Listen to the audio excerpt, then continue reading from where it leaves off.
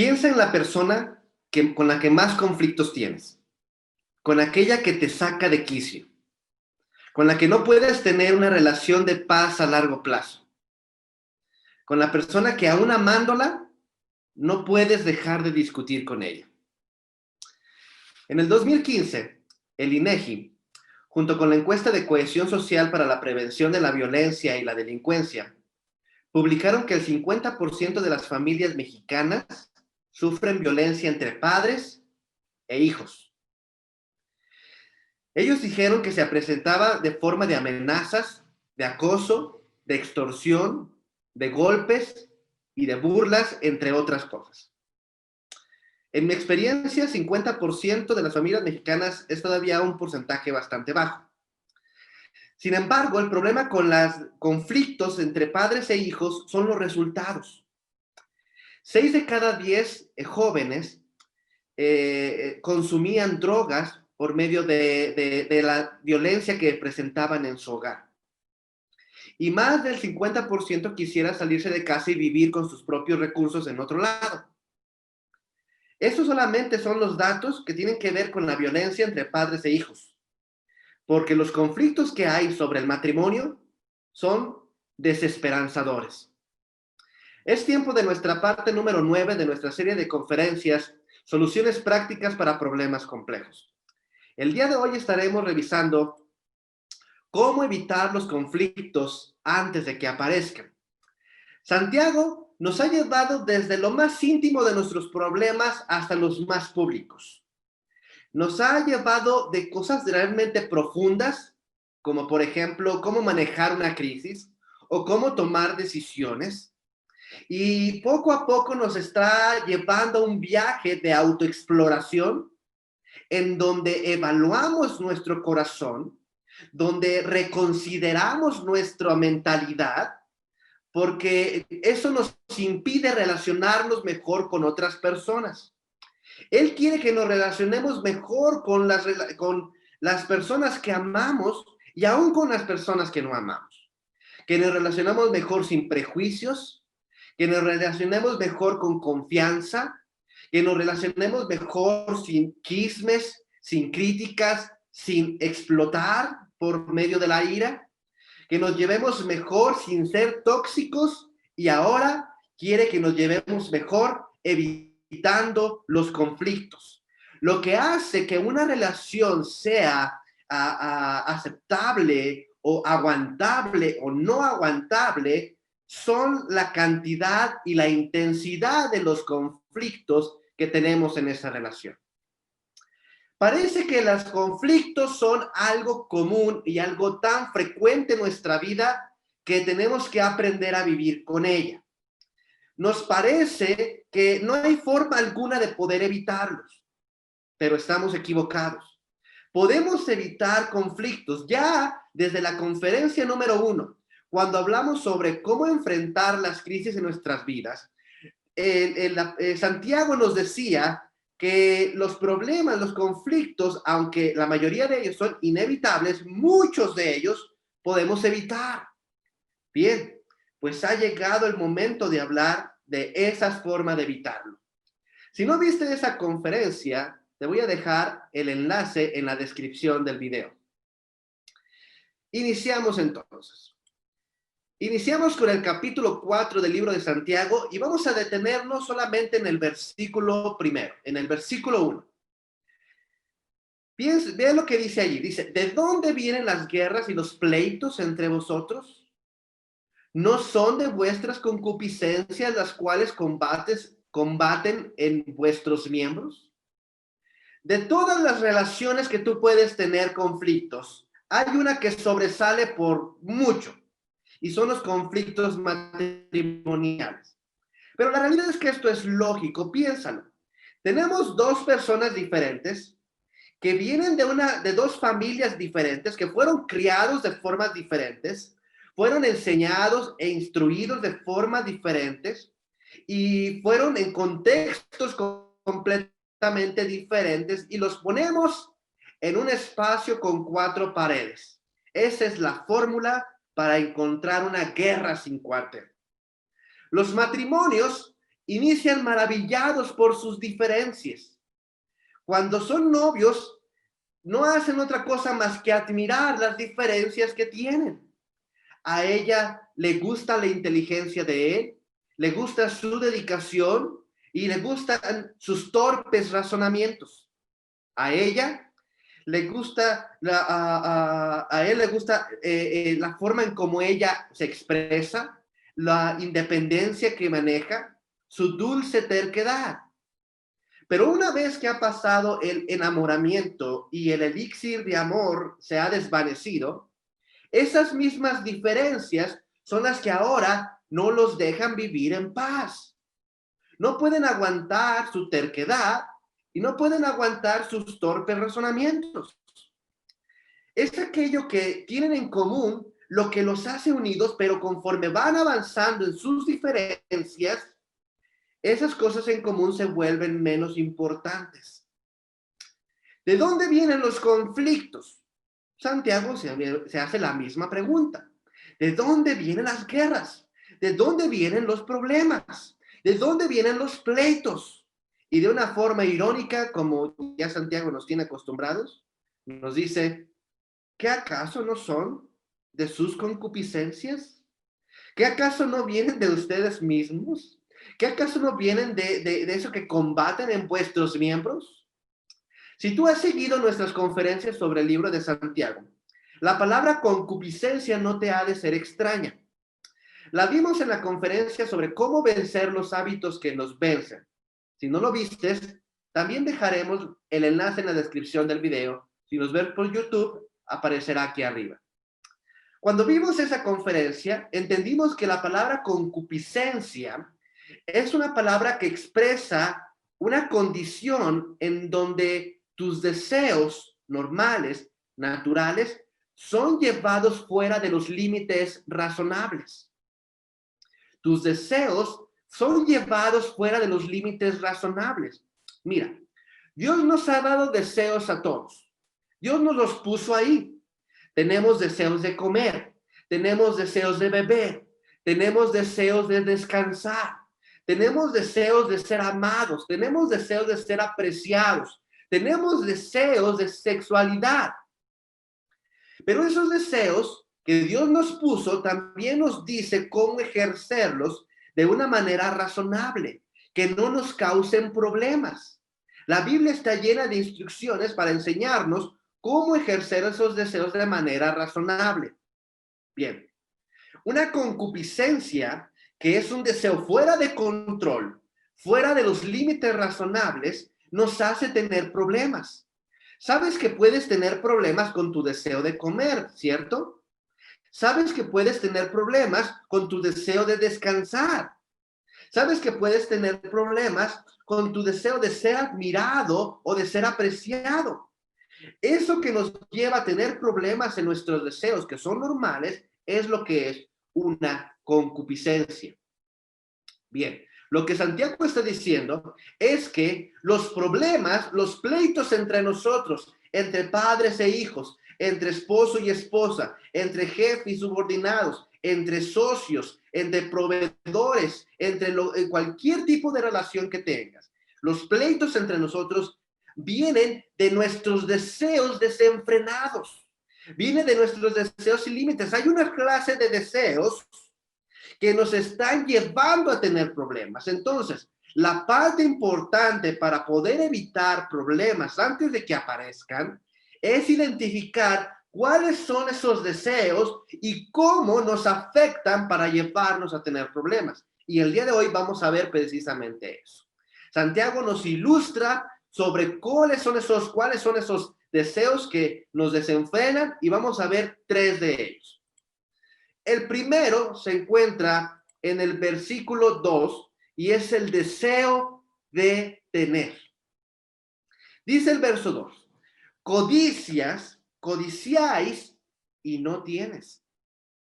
Matas y ardes de envidia y no puedes alcanzar. Combates y guerreas y no tienes lo que deseas porque no pides. Si observas esas palabras en mayúsculas, él nos está hablando del deseo de tener que nos causa conflictos. El materialismo es uno de nuestros problemas como sociedad. Muchos le llaman consumismo. Usamos las cosas y amamos a las personas. Pero el problema con el deseo de tener es que invertimos la ecuación. Amamos a las cosas y usamos a las personas para manipularlas y tener esas cosas que amamos. Las cosas empiezan a ser más importantes que las personas que están a nuestro alrededor. Y es fácil caer en ese encantamiento de las cosas que tenemos con tantos comerciales de televisión diciéndonos que nuestra vida es miserable porque no tenemos el auto que sale en la televisión, el reloj que sale en la televisión, el teléfono celular que sale en la televisión o las vacaciones que nos muestran en esa pantalla. Y que el día que obtengamos eso, entonces sí vamos a ser felices. Pero no es así. No es casualidad que la encuesta Gallup, una de las empresas de estadísticas, y de asesoría empresarial más importantes del mundo, la encuesta Gallup nos enseña o publica que el 56% de los matrimonios que se divorcian, la razón es algo acerca del dinero. Una revista web llamada Business Insider publicó el año pasado que la razón número 1 por los que los matrimonios discuten es por algo respecto al dinero. Tarjetas de crédito, gastos excesivos, deudas, y coinciden con Gallup de que esa razón lleva al divorcio. No estoy diciendo que tener cosas está mal. No estoy diciendo que tener una casa bonita o tener un auto cómodo o tener ropa duradera, con eso tienes que sentirte mal. La Biblia no tiene nada en contra de tener cosas. El problema no es tener cosas. El problema es ese deseo desenfrenado, ¿recuerdas? Es ese deseo de tener y de amar lo que tienes y no a las personas con las que puedes compartirlo. ¿No has conocido personas que aman más sus autos que a su esposa? Ellos te van a decir que no, pero toda la atención que le ponen, todo el cuidado que le ponen, toda la inversión de recursos que ponen a su auto refleja que en realidad aman más su auto que a su esposa. ¿No has conocido a personas que aman más sus computadoras que a sus hijos? ¿No has conocido a hijos que aman más sus celulares que a sus padres? Este es el problema con este deseo de tener. El dinero no debe representar un problema, pero el hecho de que estés fuera de los límites hace que tengas problemas con las demás personas. El problema con el deseo de tener es que no encuentras hartazgo. Salomón escribe de eso en el libro de Eclesiastés capítulo 5. Fíjate lo que dice. El que ama el dinero no se hartará. No hay hartazgo. Dice, y el que ama el mucho tener no le será de provecho. No hay forma alguna de que sea provechoso este deseo desenfrenado de tener. Una vez le preguntaron a Howard Hughes, uno de los multimillonarios más importantes del siglo pasado en Estados Unidos, y le preguntaron, ¿cuánto dinero se requiere para que una persona sea feliz? ¿Cuánto dinero se requiere para que una persona sea feliz? ¿Sabe lo que respondió? Él dijo, solo un poco más de lo que tenías ayer. Haciendo referencia que el día de mañana lo que tienes hoy te va a ser insuficiente y que mañana vas a querer siempre tener algo más. Si decides basar tu vida en las posesiones que tienes, vas a encontrarte que una vez que lo obtienes, la sensación de felicidad se va a desaparecer muy pronto. Y además vas a estar comparándote porque siempre va a haber alguien que tiene algo más. Eso es precisamente lo que hacen las personas que tienen esta codicia, esta avaricia, que terminan siempre pensando que hay algo más que les va a hacer satisfechos. No importa cuánto dinero tengas, no importa si es mucho o es poco, si tú tienes un deseo desenfrenado de tener, Si amas el dinero, si amas el mucho tener, nunca vas a estar harto. Siempre vas a sentir que te hace falta algo. Puedes estar en una casa muy grande o puedes estar en una casa muy pequeña. Puedes tener lujos o puedes no tenerlos. Puedes tener joyas o no tener joyas. Puedes tener toda la tecnología o puedes solamente tener un pequeño celular. Pero si tú tienes problemas con el deseo de tener, vas a sentir que algo te falta. Vas a sentirte vacío. Vas a sentir que te hace falta una clase de yoga para tener paz, o vas a sentir que te hace falta unas vacaciones en la playa para tener paz, o vas a sentir que te hace falta un levantamiento de senos para tener paz, porque ese es un problema. El deseo de tener te hace estar insatisfecho. Bien. Pero no solamente es el deseo de tener. Lo que hace insatisfecho a las personas en sí, sino que hace insatisfecho a todas las relaciones. Personas que tienen conflicto con compañeros de trabajo por ganar ese bono a pesar o a costa de conseguir los clientes de alguien más, porque quieren tener eso. Proveedores y clientes tienen conflictos porque siempre está esta lucha entre querer comprar barato y vender caro. Hay conflictos entre hermanos porque ambos quieren tener el juguete o el celular o el iPad. Y por supuesto, hay conflictos en el matrimonio. Este deseo desenfrenado de tener no solamente se refiere a tener dinero o tener cosas, sino a tener cualquier cosa, tener la razón, por ejemplo, o tener la última palabra, o tener el control. Este deseo de tenerlo, de basar tu vida con tener la razón, hace que tengas conflictos. No vas a admitir opiniones diferentes, no vas a admitir objeciones, no vas a admitir sugerencias. Cuando tú quieres tener el control, te vuelves compulsivo, te vuelves agresivo, te vuelves paranoico. Solamente ves lo que quieres ver. Y todo se vuelve un pleito con una persona que quiere tener el control. ¿Quieres evitar conflictos en tu vida? Empieza analizándote si tú tienes un deseo desenfrenado por tener. Si no, quizá puedes tener un deseo desenfrenado por el placer. Eso es lo que dice en el versículo 3. Observa ahí, dice, pides y no recibes porque pides mal para gastar en sus propios placeres. Mira, todos queremos sentirnos bien y obviamente nadie quiere sentirse mal. Todos queremos la comodidad, todos queremos que nuestras emociones estén satisfechas. No está mal sentirse bien. Pablo en el libro de Timoteo nos dice que Dios ha creado todas las cosas para que las gocemos.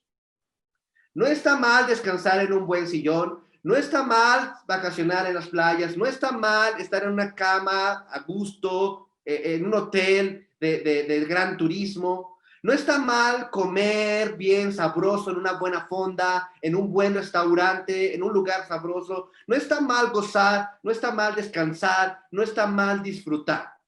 Pero cuando el placer se convierte en la base de tu vida, entonces es peligroso. Si solo vas a hacer aquello que se siente bien hacerlo, estás pidiendo conflicto. Porque en muchas ocasiones tu deseo, tu placer, se va a contraponer con el deseo, el placer de otra persona. ¿Cuántos matrimonios pelean porque el dinero que gana, alguno de ellos, se lo gasta en sus propios placeres y no en las necesidades comunes? Cuando él gana dinero, se lo gasta en bebida o se lo gasta en sus amigos, generalmente en bebidas. Cuando ella gana dinero, se lo gasta en ropa, se lo gasta en uñas, se lo gasta en maquillaje. Y cuando llega al final de la quincena, entonces están peleando porque primero pensaron en los placeres individuales y no en las necesidades comunes, pero no están dispuestos a admitir que ellos tuvieron la falla, porque quieren tener la razón. Dice allí, es para gastar en sus propios deleites. Y Salomón lo dice también en el libro de Proverbios. Observa lo siguiente.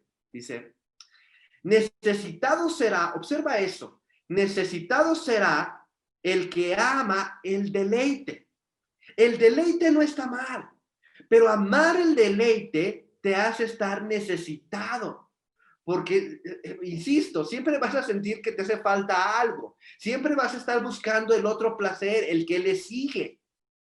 Y luego dice, el que ama el vino y ungüentos son cremas faciales, cosas aromáticas, algo para el cabello, algo para los labios, algo para la cara. Dice, el que ama el vino y ungüentos no prosperará. ¿Has pensado en cuánto dinero se gasta en los placeres? En el tabaco, en el alcohol, en las drogas, en el café. ¿Cuánto dinero gastas en comida fuera de casa? Mira, puedes comer comida fuera de casa, no hay ningún problema con eso. Pero si tú amas alguno de estos deleites, no vas a prosperar, hasta te va a faltar dinero para administrar. Cuando nuestros placeres son más importantes que las cosas que necesitamos, estamos generando un ambiente donde va a haber conflicto. Poco a poco nuestra comodidad se volverá más importante que la de mi pareja, más importante que la comodidad de mi padre, más importante que la comodidad de mi mamá, más importante que la comodidad de los amigos que me rodean, porque solamente puedo pensar en mí y en mis comodidades. Hay conflictos con compañeros de trabajo porque quieren la mejor oficina, la silla más cómoda, el rotomartillo más nuevo. Hay problemas entre hermanos porque quieren sentarse en el asiento delantero del auto porque piensan que es más cómodo que el asiento trasero.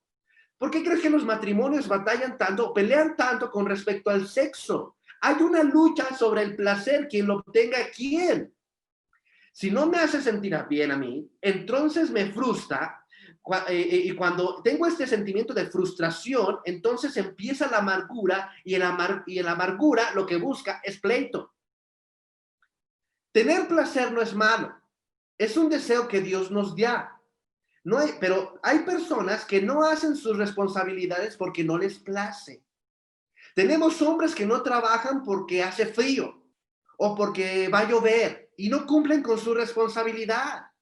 Tenemos mujeres que no cumplen su responsabilidad porque no les place, porque no encuentran satisfacción en las responsabilidades, porque lo que les place es salir con las amigas, tomar el café y no es tener sus responsabilidades hechas.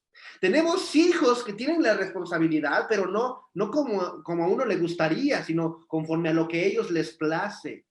Mira, si cada quien va a hacer solamente lo que se siente bien hacer, entonces nunca tendremos una casa limpia, nunca tendremos ropa lavada, nunca se van a hacer las tareas que dejan en la escuela, nunca se va a tener comida a tiempo, nunca se va a tener un trabajo estable. Entonces tenemos que identificar que está bien tener placeres, pero es mucho mejor obrar por responsabilidad. ¿Quieres evitar conflictos? Identifica si tienes un deseo desenfrenado por tener o un deseo desenfrenado por el placer. Vamos a regresar al versículo 2, porque Santiago da en el clavo cuando nos enseña el origen de todas estas situaciones. Y es el deseo de ser. Fíjate cómo lo dice. Codicia si no tienes, matas y ardes de envidia y no puedes alcanzar. Combates y guerreas y no tienes lo que deseas porque no pides. Este deseo de ser es el resultado del orgullo, de la soberbia. Mira, todos queremos reconocimiento, todos queremos agradecimiento, todos queremos que se nos aplauda, que se nos destaque por las buenas ideas o por las cosas que hemos hecho. Todos queremos estas cosas, todos queremos que se nos agradezcan por las cosas que hacemos. Pero hay una delgadísima línea entre el deseo de recibir reconocimiento y la soberbia que eso trae. La preeminencia, la prominencia, el deseo de ser popular, de vivir en popularidad. Queremos ser los que mandan, queremos ser los que dictan las reglas. No queremos que nadie nos diga qué es lo que tenemos que hacer. Hijos no quieren que sus padres se entrometan en su vida. Jóvenes cierran las puertas de su casa porque no quieren admitir a nadie que entre. Jefes no quieren escuchar a sus empleados, quieren ser los dictadores. Esposos no quieren que se les indiquen en sus errores, quieren ser perfectos. Esposas no quieren que se les exijan sus responsabilidades porque quieren ser independientes. Todos quieren ser algo que no son. Pero la soberbia les engaña. Y piensan que entonces quieren controlar, quieren que decidir, no quieren que los demás les digan lo que tienen que hacer, quieren tener la razón y quieren ser populares. Porque vivimos en un mundo de popularidad, vivimos en un mundo donde tu valía es el resultado de los likes que tienes, o el resultado de tus seguidores, o el resultado de tus suscriptores. Piensan que lo que eres cuántas cantidad de personas te siguen. Y por querer tener más seguidores, hacen cualquier cosa ridícula, cualquier desfachatez, cualquier cosa peligrosa o cualquier cosa vergonzosa, fuera de toda razón, para seguir teniendo más popularidad. Porque queremos y amamos el aplauso. ¿Cuál es el problema con esto? Que terminamos creyéndonosla. Que terminamos creyendo que de veras somos más importantes que otras personas y que merecemos los aplausos, merecemos el trato especial, merecemos el asiento VIP. Y eso causa conflictos. Ya lo dijo Frank Sinatra.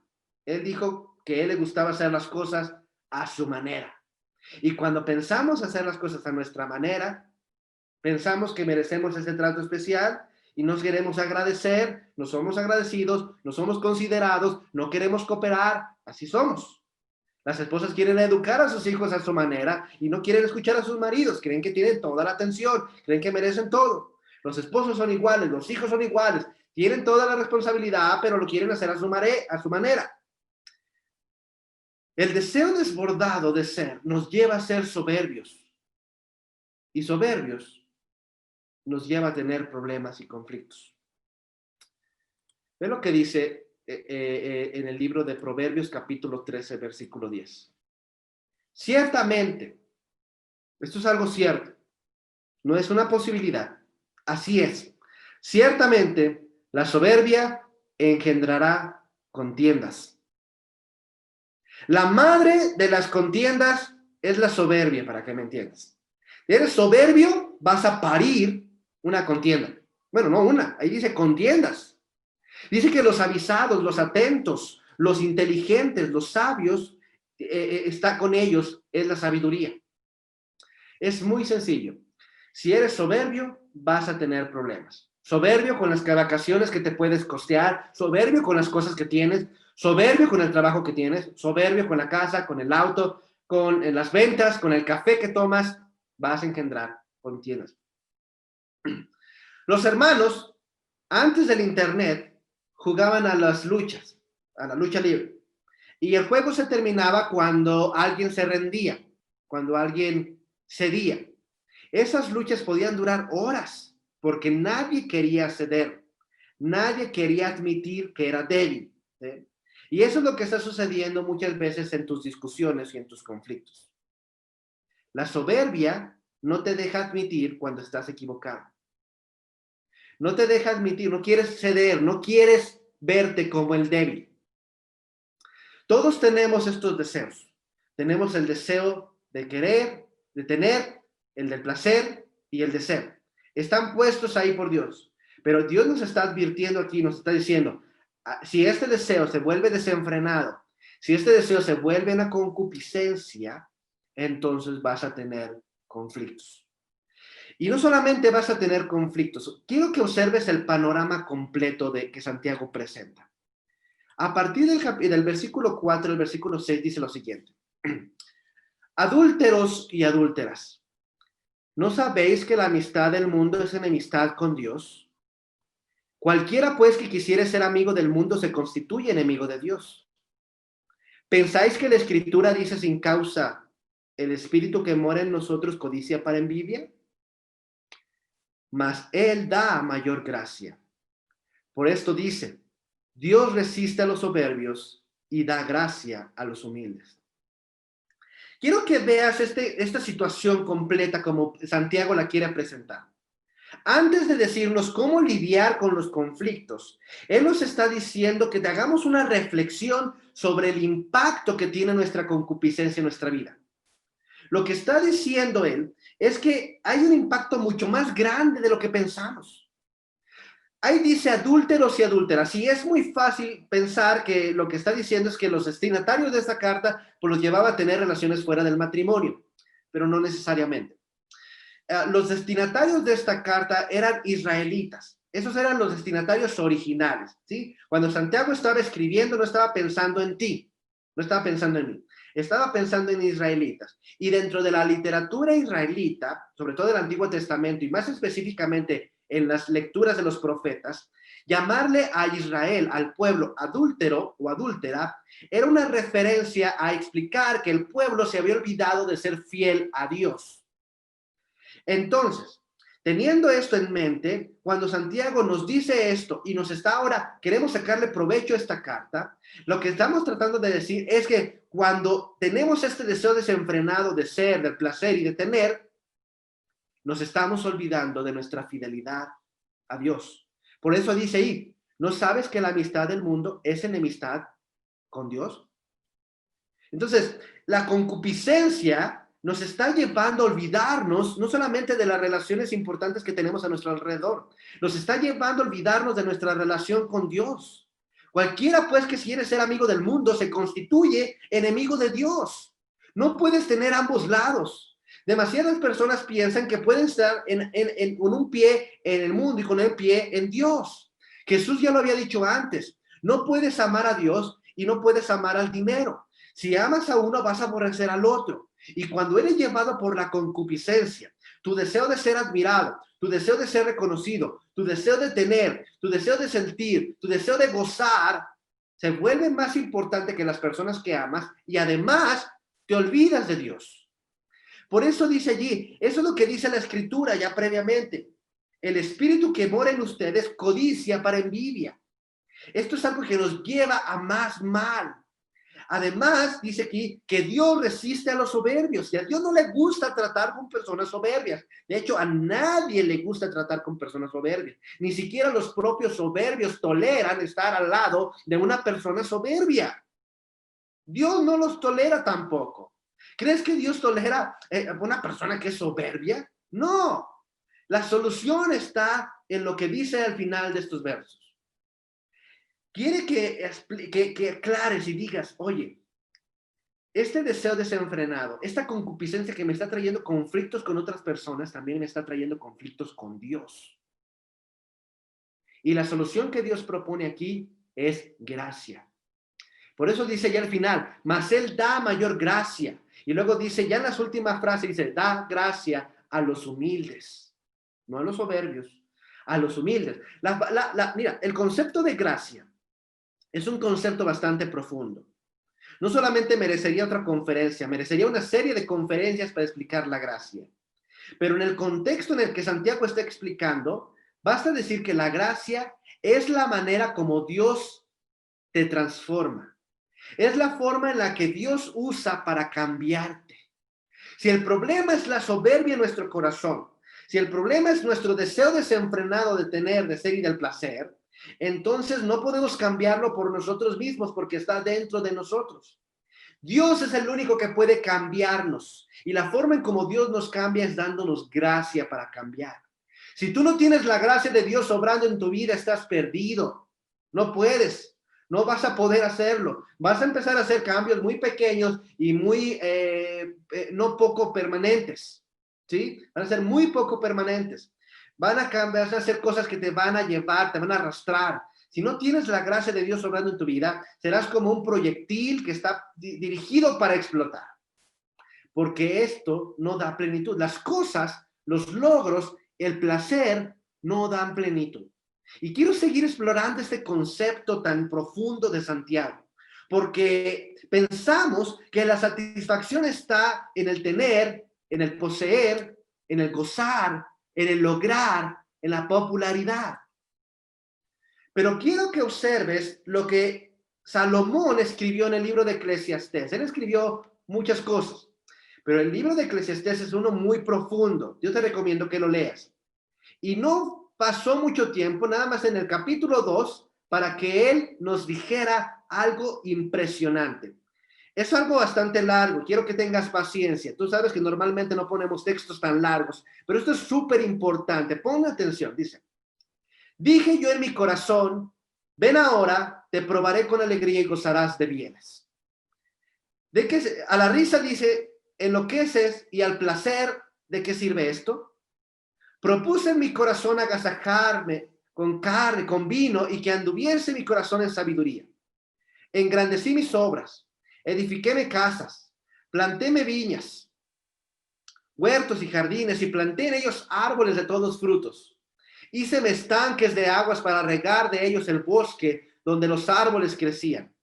Poseí siervos y siervas, y tuve hijos de familia, y también tuve posesión grande de vacas y ovejas sobre todos los que fueron antes de mí en Jerusalén.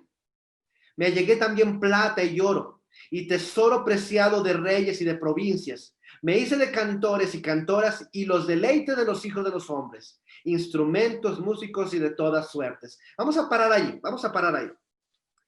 Fíjate, Salomón está diciendo, llegó un día en donde le dije a mi corazón, vas a tener todo lo que quieras. Todo placer que se te antoje, lo vas a tener. Toda cosa que quieras hacer, lo vas a lograr. Cada cosa que quieras tener, eso lo vas a tener. ¿Sí? Ojo, ojo. Salomón, y lo hizo. Cada cosa que él quería tener, lo tenía. Cada placer que él quería experimentar, lo experimentaba. Cada logro que quería tener, lo lograba. No fue una tarea de unos meses, fue una tarea de años, pero lo hizo. Tú y yo no hemos tenido esa experiencia jamás en la vida. Él dice, se agasajó con carne, con vino, se hizo casas, plantó viñas, plantó huertos, plantó jardines, se hizo un bosque. ¿Quién de ustedes ha plantado un bosque? Él plantó un bosque y luego se hizo un arroyo, lagos y estanques para regar el bosque que él mismo había plantado. Tuvo siervos, tuvo siervas, tuvo todos los hijos que él quería. Él no estaba preocupado que en cuanto si lo iba a mantener o no. Él tuvo todos los hijos que él quería, tuvo una posesión de grandes, ganado por todos lados. Antes de Jerusalén, antes de él en Jerusalén, no hubo nadie que fuera tan rico. Se llegó plata, se llegó oro, tesoro de reyes, de provincias. Se hizo de un coro, tenía un coro para que le cantaba a él. Fíjate, luego dice. Y fui engrandecido y aumentado más que todos los que fueron antes de mí en Jerusalén. Él era popular, él era un rockstar, ¿sí? Donde quiera que él iba, había playeras con su cara ahí, porque él era popular. En otras partes de la escritura se nos dice que reinos de otras partes iban solamente a ver la majestad. Reyes, emperadores iban con Salomón nada más para ver la majestad de las cosas que él tenía. Nadie en la vida, él dice ni antes de él, pero después de él tampoco ha habido gente tan próspera. Se ha estimado la cantidad de dinero que él poseía y es algo muy difícil de calcular, pero los que lo calculan andan alrededor del top 10 en toda la historia de la humanidad. Pero si a eso le añades todas sus posesiones, es una forma incalculable, incalculable. No hay manera de calcular tanta riqueza que él tenía. Y él se perseveró en todo ello. Fíjate lo que dice adelante. Dice, no negué a mis ojos ninguna cosa que desearan. Tú y yo nos hemos negado muchísimas cosas. Hemos negado a nuestros hijos muchísimas cosas. Pero él no negó ninguna cosa, ni nada. De todos los placeres y todos los deleites que tú te puedas imaginar, Salomón no se negó nada. Ni apartó mi corazón de placer alguno, porque mi corazón gozó de todo mi trabajo. Y esta fue mi parte de toda mi faena. Quiero que entiendas esto. Tú tienes un deseo desenfrenado de ser, de tener, de placer. No hay nadie que haya logrado tener todo lo que quiso, ni sentir todo lo que quiso, ni de ser todo lo que quiso más que Salomón en esa etapa de su vida. Ahora, quiero que vayas a las palabras, a las letras que están de otro color café, dicen. Miré yo luego todas las obras que habían hecho mis manos y el trabajo que tomé para hacerlas. Y he aquí, todo vanidad y aflicción de espíritu, y no hay provecho debajo del sol. La persona que más logró, que más tuvo y que más placer sintió, nos está diciendo a nosotros, todo el trabajo que hice para lograrlo, todo lo que tuve en mis manos, al final no me trajo satisfacción. Santiago es lo que quiere que experimentemos. Él quiere hacernos pensar y decir, oye, tienes este deseo, está en ti, pero está desenfrenado y está causando problemas en tu familia. Está causando problemas en tus hijos, está causando problemas en tu trabajo, está causando problemas en tu pareja, en tu matrimonio. Pero tú tienes estos problemas porque piensas que teniendo eso vas a estar satisfecho, o que sintiendo así vas a estar satisfecho, o que siendo así vas a ser satisfecho, pero estás equivocado. La verdadera satisfacción, la satisfacción real, no se encuentra en los logros que tú tienes, en el placer que sientes o en las cosas que tienes. Nunca vas a tener satisfacción. La verdadera satisfacción no está en perder peso. La verdadera satisfacción no es en hacerte la cirugía de la cara. La verdadera satisfacción no es en el trabajo, no es en las cosas, no es en las vacaciones. La verdadera satisfacción no es en el gozar. La verdadera satisfacción se encuentra en Dios. Esto es algo muy fuera de los límites de la mayoría de las personas. Las personas no están pensando en Dios como un acto de satisfacción, pero están pensando en tener el teléfono más tecnológicamente moderno. Están pensando en la comodidad, están pensando en el placer, están pensando en otras cosas porque piensan que las cosas, que los logros, que las metas, que las empresas dan satisfacción. Y las empresas y los logros y las metas no dan satisfacción. Lo que trae una verdadera satisfacción es Dios. Y teniendo a Dios en tu corazón, sin importar cuánto tengas, sin importar si lo tienes o no lo tienes, sin importar si lo sientes o no lo sientes, estarás satisfecho. Tu vida estará completa, aún si no logras todo lo que pensabas lograr. Te darás cuenta que el buen fin no es el buen fin. Y que estamos en esta vida pensando que queremos vivir aquí como si esto fuera el cielo. Como si en algún momento fuéramos completamente satisfechos por las cosas que nos rodean y olvidamos nuestra relación con Dios. Por eso dice Santiago, cualquiera entonces que se quiera ser amigo de este mundo, se hace enemigo de Dios. ¿Quieres solucionar conflictos? ¿Quieres evitarlos antes de que aparezcan? Primero, entiende esto. Tienes deseos desenfrenados y te están llevando conflictos con las personas y conflictos con Dios y nunca tendrás satisfacción por estas razones. Así que vamos a ver cuál es la cura, el remedio por el cual Santiago nos dice que debemos nosotros solucionar conflictos, dejar de tenerlos y evitarlos. Lo primero lo vas a ver en el versículo 7 y es, rinde tu vida a Jesús. Este es el punto de partida. Aquí es donde inicia todo. Dice, someteos pues a Dios. Ok, entonces, si Dios da gracia a los humildes, entonces Dios quiere trabajar en ti. ¿Y cómo esa gracia va a trabajar en ti? Primera cosa, sométete entonces a Dios. Si tienes problemas, tienes conflictos con alguien, solemos pensar que los problemas están fuera de nosotros, que nosotros no somos el problema, somos las víctimas. Y que entonces los demás son los victimarios. Pero ya al principio, desde el versículo 1, Santiago nos dijo, ¿de dónde vienen los pleitos? ¿No son de tus concupiscencias? Entonces, el problema está dentro de nosotros y la solución no está dentro de nosotros, está fuera de nosotros, está en Jesús. ¿Qué es someterse a Dios? Someterse a Dios no es ser obligado, no es coaccionarte, no es forzarte, no es imponerte algo. El sometimiento en este sentido, donde Santiago lo maneja, es donde tú voluntariamente te dedicas a Él. Es como si estás en una guerra. Si estás en una guerra y estás luchando y te das cuenta de que el opositor es superior a ti, pues antes de que él llegue a ti, voluntariamente cedes y te sometes, te rindes ante el que es superior a ti. Créeme, Dios es muy superior a todo tu terquedad, a toda tu soberbia. Dios es muy superior. Y lo mejor que puedes hacer es dejar tu soberbia y decir, ¿sabes qué, Señor? Aquí estoy, no soy nadie, de todo mi placer, todas mis posesiones, todo lo que soy, te lo doy a ti. Me rindo a ti, me someto a ti, voluntariamente me doy a ti. ¿Y sabes qué va a pasar cuando hagas eso? Lo que va a pasar es que vas a empezar a tener paz. Porque dentro de nosotros hay una revolución, hay una guerra civil que no quiere ceder. Pero cuando cedes de veras, vas a tener paz, vas a descansar y esa paz se va a reflejar en tus relaciones.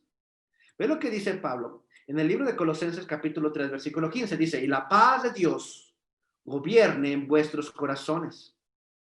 Necesitamos estar en paz con Dios para que esa paz gobierne nuestras relaciones. Cada vez que tú estás a cargo y alguien hace algo que a ti no te gusta, te frustra, te irrita, te molesta, te da rabia. Pero cuando está la paz de Dios en ti, esas cosas dejarán de afectarte. Esas cosas dejarán de importarte tanto. Esas cosas dejarán de molestarte tanto. Tienes la paz con Dios y gobierna en tu corazón. Muchos matrimonios batallan todos los días a pesar de amarse. Tienen problemas y problemas y problemas y no encuentran paz y no se llevan bien y lo intentan y lo intentan y lo intentan y fracasan en cada intento.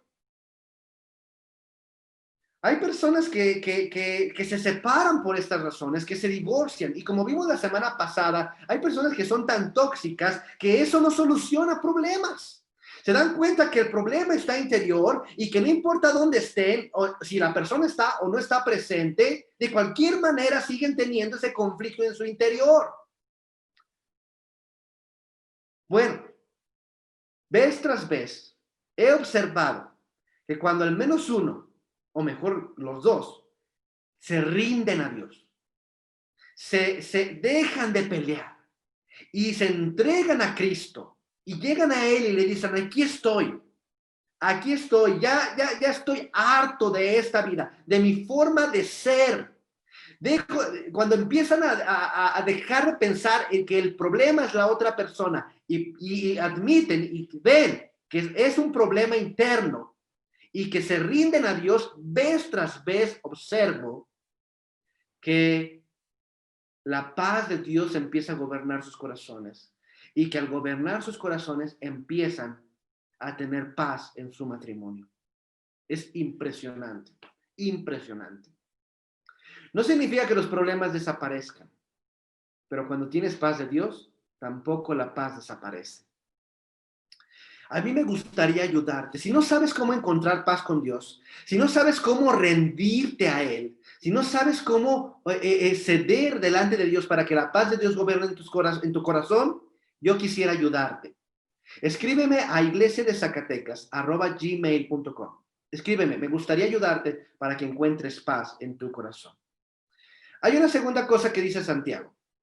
Él dice que debemos rendirnos a Jesús, pero también tenemos que resistir la tentación. Someteos pues a Dios, resistid al diablo y de vosotros huirá. Primero hay que rendirse a Dios y luego hay que resistir la tentación como las plantas resisten el calor abrasador del desierto. Hay muchas ideas falsas acerca del diablo. Durante siglos se han tenido muchas ideas falsas acerca del diablo. Una de esas ideas es que no existe. ¿Sí? En ciertas épocas de la historia, esa idea se vuelve popular. Santiago no está aquí para explicar si existe o no existe. Usted lo da por hecho. Inspirado por Dios, escribe su carta y él da por hecho que el diablo existe. La existencia del diablo podemos tratarla en otra conferencia. Entonces vamos a dar por hecho que el diablo existe, porque así lo explican las escrituras. Otra de las cosas que se dicen acerca del diablo es que todo lo que te causa mal es del diablo. Y no es cierto. Muchos de los problemas que nosotros tenemos es por nuestras concupiscencias que batallan en nuestros miembros. Entonces, no le eches la culpa al diablo de todo. Sin embargo, no hay que ser ilusos. Si existe. Y él está más que interesado en destruir todo tipo de buena relación que tú tengas, todo tipo de buena relación que tú tengas. Él está interesado. Piensa en esto. Si tú no estás interesado en destruir tu matrimonio, si yo no estoy interesado en destruir tu matrimonio, si tu pareja no está interesada en destruir tu matrimonio, si tus hijos no están interesados en destruir tu matrimonio, y si Dios no está interesado en destruir tu matrimonio, entonces, ¿quién crees que sí está interesado? No tenemos que ser ilusos. El diablo existe y el diablo sabe tentar. Él quiere destruir tu buena relación con tu matrimonio, con tu jefe, con tus hijos, con cualquiera. Y Santiago dice, resiste. Resiste. Este es un término bélico. Este es un término de guerra. Este es un término donde debes estar listo, preparado para oponerte. Esto no es un pensamiento aislado en las Escrituras. Pablo también lo dijo. Mira lo que dice Colosenses Segunda de Corintios, capítulo 2, versículo 11. Dice, porque no seamos engañados de Satanás, pues no ignoramos sus maquinaciones. Santiago dice que él maquina. Una maquinación es un plan, una conspiración que se hace para hacer daño a alguien más. Entonces dice, no debemos ignorar sus maquinaciones, no debemos ser engañados de Satanás. Él quiere advertirnos que Satanás nos engaña, nos conspira en contra de nosotros y que no debemos ignorar cómo él trabaja, cómo él hace que las tentaciones funcionen en nuestras vidas. Ahora, la pregunta es, ¿cómo opera Satanás con las tentaciones? ¿Tú sabes cómo opera Satanás con nuestras tentaciones? Bueno, si no lo sabes, te voy a pedir que vayas a nuestra conferencia, ¿Cómo vencer hábitos que nos vencen? Voy a dejar el enlace en la descripción y va a aparecer aquí arriba en YouTube. Ahí explicamos con claridad cómo funcionan las tentaciones. Y allí es como Satanás obra. Pero, para no dejarte en blanco en este momento, te debo decir que una de las cosas que más utiliza Satanás es el orgullo herido. ¿Sí? Proverbios nos lo dijo hace un rato. La soberbia engendrará pleitos, engendrará contiendas. Y cuando tu orgullo está herido, cuando te sientes lastimado, nos tienta, nos susurra para vengarnos.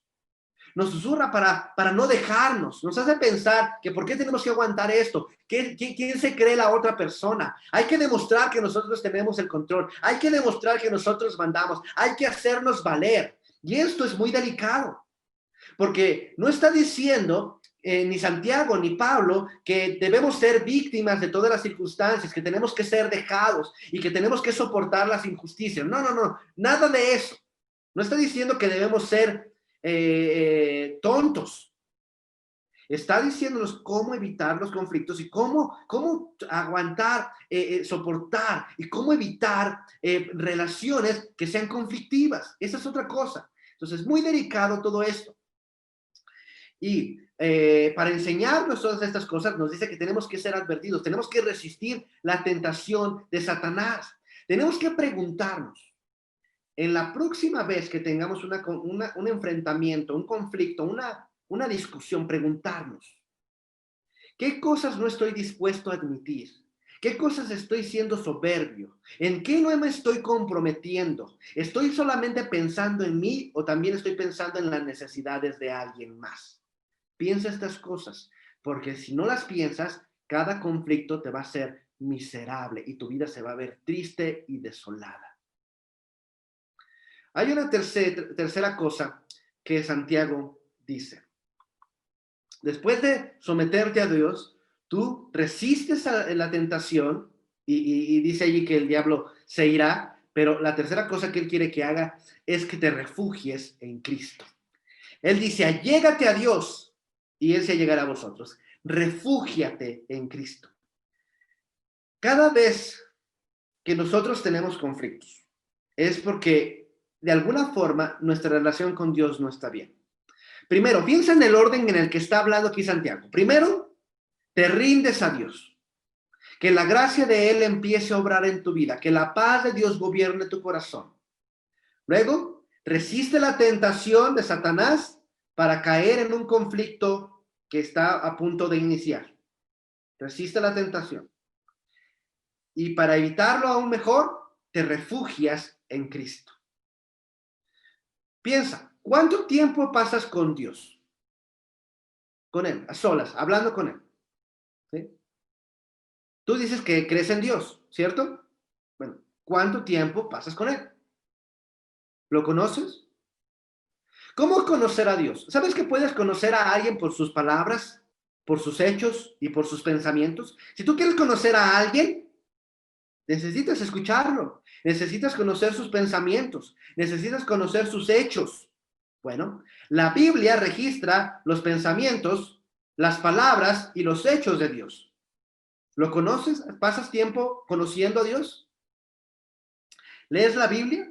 Mira, yo sé que no es fácil leer la Biblia, especialmente si nunca lo has hecho, ¿sí? Leer no es complicado, pero si no has leído la Biblia, se te hace algo difícil acostumbrarte a su lenguaje, ¿sí? Si algo te sirve, te voy a dejar el enlace de nuestra conferencia, Cómo aprender en medio de la confusión, porque ahí nos explica cómo aprender cualquier cosa, pero también aprender acerca de la Biblia. Búscalo.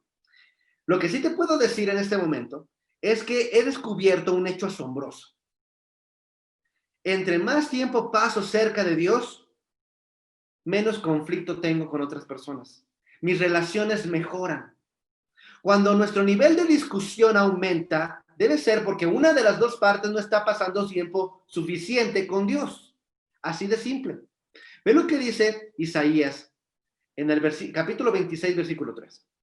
Dice, te guardará en completa paz, pues tu pensamiento en Dios persevera, porque en Él has confiado. ¿Quieres tener completa paz o quieres seguir teniendo conflictos? ¿Quieres que Dios te guarde en completa paz? Persevera en tu pensamiento en Dios. Confía en Él. Trata de ser más... Mira, yo sé que algunos de ustedes solamente están viendo estos videos cada semana y te agradezco por eso. Espero que te sea de utilidad.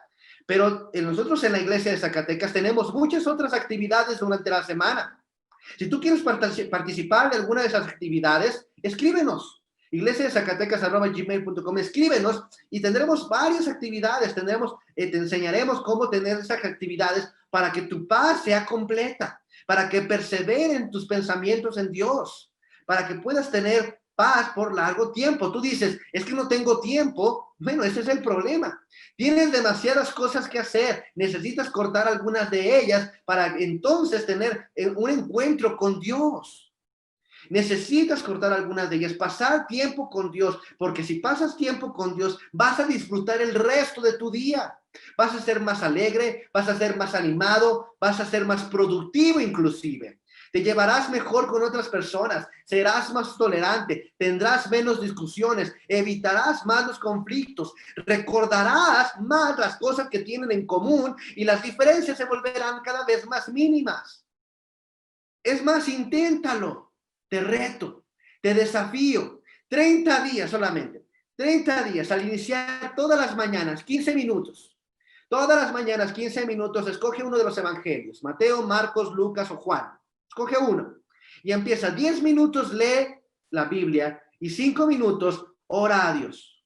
Si no sabes cómo hacer esto, yo quiero ayudarte. Escríbeme. Te reto. Yo te quiero acompañar. Acepta este reto de 30 días con Dios. Acepta este reto de 30 días con Dios. Házmelo saber. Yo quiero saber cómo poder ayudarte. Dime ahí en un mail. Marco, yo estoy aceptando el reto de 30 días con Dios. Voy a leer 10 minutos y voy a orar 5 minutos. Quiero que lo sepas. Ayúdame y puedo estar en comunicación contigo. Acepta el reto 30 días con Dios y al finalizar este reto, vamos a ver si sigues teniendo los mismos conflictos que tenías o si la paz de Dios empieza a perseverar en ti. ¿Sale? Espero tus correos. Una última cosa antes de terminar. Santiago nos dice que tenemos que rendirnos a Dios, resistir la tentación, refugiarnos en Cristo y finalmente hacer una resolución de pedir perdón. Él lo dice en el versículo 8 y 9. Dice, pecadores, limpiad las manos. Eso se refiere a nuestras actitudes. Dice, y vosotros de doblado ánimo, purificad los corazones. Eso se refiere a las cosas que hacemos. Afligíos y lamentad. Vuestra risa se convierta en lloro y vuestro gozo en tristeza. ¿Qué es lo que está diciendo? Lo que está diciendo es que si de veras quieres evitar conflictos de ahora en adelante, primero o antes de eso, tienes que pedir perdón por los conflictos que ya has tenido antes. Aprende a pedir perdón. Si a alguien has ofendido O si una persona se siente ofendida por ti, no está ahí para que tú valides si es gran cosa o no es gran cosa. Ve y pida perdón. Pida perdón a sus hijos, pida perdón a su esposa, pida perdón a su esposo, pida perdón a su jefe, pida perdón a sus colaboradores, pida perdón a sus empleados, pida perdón a sus compañeros deportivos, pida perdón. Si alguien se siente ofendido por lo que usted hizo, si hay algún conflicto allí, pida perdón. En una relación, ambas partes tienen parte del problema y parte de la solución. Haga su parte, admita su parte del problema y busque la parte de su solución. Admítalo, pida perdón, lamentése, aflígese, dice allí, que su risa se convierta en lloro. ¿Te has pensado en eso? Que alguien cuando tiene conflictos, en vez de lamentarse, en vez de llorar, de entristecerse, se está gozándose, muestra alegría, muestra gozo. Eso ya no es de una persona tóxica, eso es de alguien psicópata. Esa es una característica de una persona psicópata, la falta de empatía. ¿De veras no te entristece ver a tus padres dolidos por tus acciones, por tu actitud? ¿No te entristece ver a tus padres así? ¿De veras no te aflige ver a tu esposo dañado? ¿No te da tristeza ver a tus hijos resentidos? ¿De verdad? ¿No te da tristeza? ¿No te aflige? Amigo, tienes problemas. Si no te afligen estas cosas, si no te sientes mal por haber dañado a alguien, tienes un verdadero problema. Necesitas ayuda. Necesitas parar tu tren y buscar ayuda profesional. ¿Sí? Porque tienes un verdadero problema.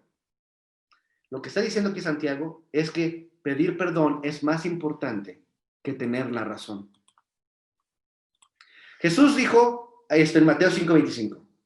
Reconcíliate pronto. ¿Necesito explicar más? ¿Es difícil? ¿Es complicado? Creo que Jesús es bastante claro. Dice que la reconciliación debe ser pronto.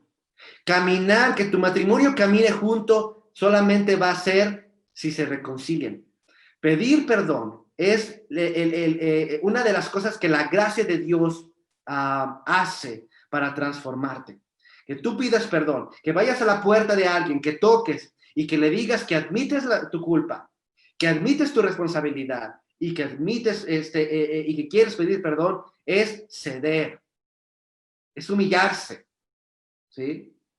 No ante Dios, perdón, no ante las personas, sino ante Dios, porque ve lo que dice Santiago en el versículo 10, y con este versículo terminamos. Humillaos delante del Señor, y Él los ensalzará. Él sabe que pedir perdón para muchos de ustedes va a hacerse sentir como humillarse, ¿sí? Bueno, Él no quiere dejarte en el suelo. Él dice, humíllate y yo te voy a ensalzar. Humíllate, pide perdón, deja de pelear y yo te voy a ensalzar. Algunos padres tienen problemas con esto, porque piensan que sus hijos o que su esposa, que su esposo solamente los va a respetar si no se equivocan. Pero la realidad es que todos nos equivocamos. Y ellos, más que cualquier otra persona, saben todas sus equivocaciones. No se sorprenden de ellas. Mejor admite que te equivocas y pide perdón. La semana pasada vimos cómo una persona puede fingir sus debilidades. No seas así. ¿Quieres ser honrado? ¿Quieres ser respetado? ¿Quieres ser admirado? No finjas. Admite, pide perdón, acércate a Dios y Él empezará a cambiar tu vida. Bien, aquí vamos a parar entonces esta enseñanza del día de hoy sobre cómo evitar conflictos antes de que aparezcan. Muchas de estas cosas son para ponerlas en práctica ya. Ya, no esperes más. Tienes que pensar cuál de esos 3 deseos está provocando conflictos en tu vida.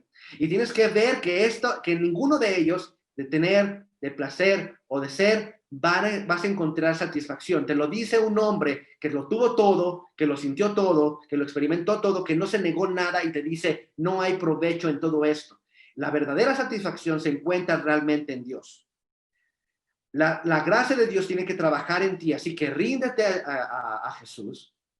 Resiste la tentación, refúgiate en Cristo y haz una resolución de pedir perdón a todas las personas que has ofendido el día de hoy. No olvides, tenemos un reto, 30 días con Dios, y nos vemos la siguiente semana en el tema cómo dominar mi inevitable tendencia de juzgar cruelmente. Algunos de ustedes tienen problemas con juzgar, con la crítica, con hacer malas decisiones, malos juicios en las personas. Ves algo y lo primero que haces es abalanzarse sobre lo que hicieron mal, o ves que alguien está pensando de una forma diferente a la tuya y juzgas su manera de pensar. Mira, muchos de estos tenemos problemas y no lo queremos admitir. Te espero la siguiente semana para tratar este tema y solucionar muchos de los problemas que nos causan conflictos en nuestra vida. Por lo pronto, te recomiendo todas las conferencias que te recomendé, te los voy a dejar aquí en un enlace. Excelente semana, que Dios te bendiga. Nos vemos el siguiente domingo. Hasta luego.